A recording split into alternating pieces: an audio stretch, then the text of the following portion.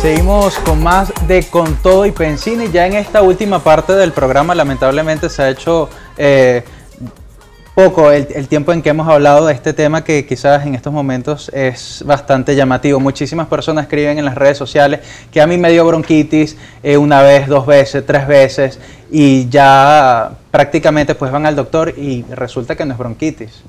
¿Qué podemos tener en estas situaciones? Bueno, sí, como estábamos conversando Exacto. previamente, que estos casos repetitivos pueden ser por varias razones. La primera que hay que descartar es que no hay una enfermedad crónica que entre episodio de aparente bronquitis y bronquitis tal vez no da síntomas, que puede pasar.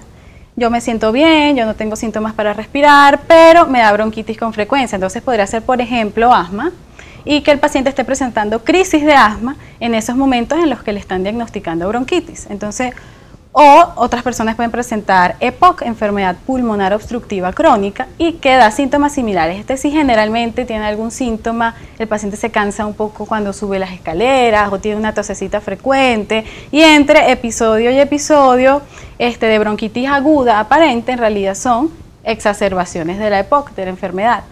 O pueden presentar otro tipo de patologías de base como bronquiectasia, fibrosis pulmonar, alguna otra enfermedad pulmonar que dé luego crisis. Entonces, eso es una de las cosas fundamentales que hay que descartar. Para eso es importante, aparte de conocer los síntomas, darle importancia a los síntomas, porque alguien dice, no, yo todo el tiempo ando con tos, pero no importa, o yo fumo y tengo la tos del fumador.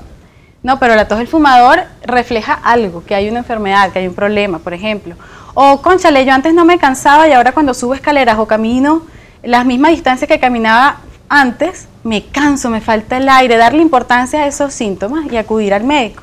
Y la evaluación completa debe incluir rayos X de tórax, y son muy importantes las pruebas de función pulmonar, que son la espirometría, los volúmenes pulmonares, para ver específicamente cómo están los bronquios, cómo está la movilidad del pulmón, el tamaño del pulmón. Otras causas de bronquitis repetidas puede ser un primer episodio de bronquitis aguda en un paciente que no sufría de otra enfermedad, okay, y que sus bronquios quedaron inflamados y sensibles a factores ambientales, a cambios de clima, a químicos inhalados, al cigarrillo, al humo del cigarrillo. Y entonces cuando está expuesto ante estos factores, vuelve a presentar cierre de los bronquios, dificultad para respirar, y esto se llama hiperreactividad bronquial. Entonces un paciente que ya tuvo un primer episodio de bronquitis puede presentar otros o puede presentar síntomas similares posteriormente porque haya quedado alguna secuela en esos bronquios y que hayan quedado inflamados. No quiere decir que eso vaya a ser permanente. En esos casos habría que hacerle un seguimiento al paciente, hacerle todos los estudios comentados y hacerle un seguimiento para ver si en el tiempo eso mejora, si se mantiene, si empeora, y poder sacar una conclusión, y de repente ya después con tratamiento se resuelve por completo y el paciente no presenta más episodios.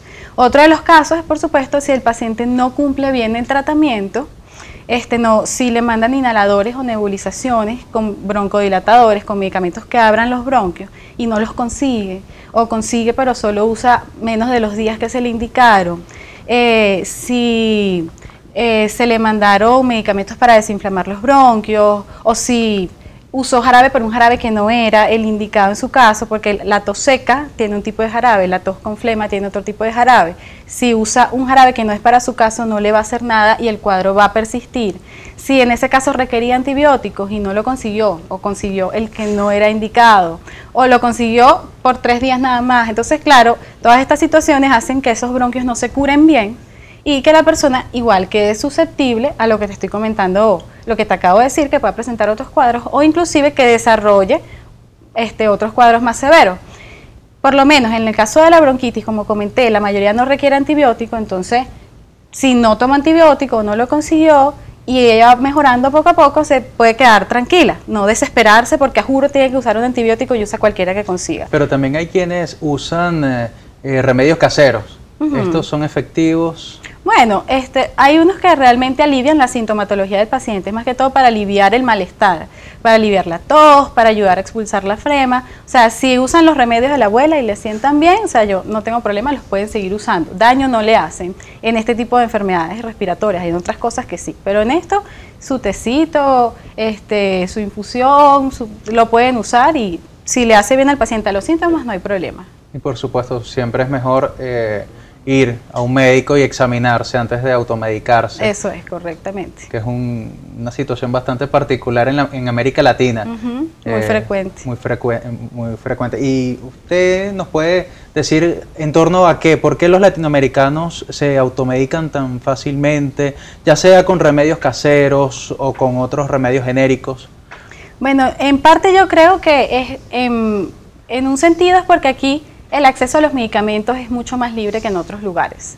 Por lo menos en Estados Unidos, en Europa, hay restricciones más fuertes con muchos medicamentos, mientras que aquí muchos están de un alcance más libre. Por ejemplo, los antibióticos sí tienen su restricción, la mayoría con récipe, pero hay otros que se consiguen los puedes comprar de venta libre, sin récipe. Entonces esa es una de las cosas que creo que hace que la gente, bueno, ¿para qué voy a ir al médico si lo puedo conseguir de mismo de la farmacia? Hay otros que como tienen la asesoría de otras personas, por ejemplo, van a la farmacia y tienen el farmacéutico, el doctor en farmacia, que les da sugerencias. Bueno, puede ser esto, pueden tomarse esto mientras tanto, que generalmente ellos le dicen, pero tiene que ir al médico. ¿Para qué voy a ir al médico si ya el farmacéutico me dijo que me tomara esto, me lo tomo? Entonces no escuchan los consejos completos. Y bueno, yo creo que también la personalidad del latinoamericano, somos como muy extrovertidos, muy independientes, y yo pienso que eso también influye porque en otras culturas que son mucho más rígidos, mucho más obedientes, mucho más educados en cuanto a seguir reglas y eso, tal vez sí, la gente está más consciente de ir al médico, de hacerle caso a todas las recomendaciones, pero como tenemos nuestras particularidades culturales, creo que eso influye también.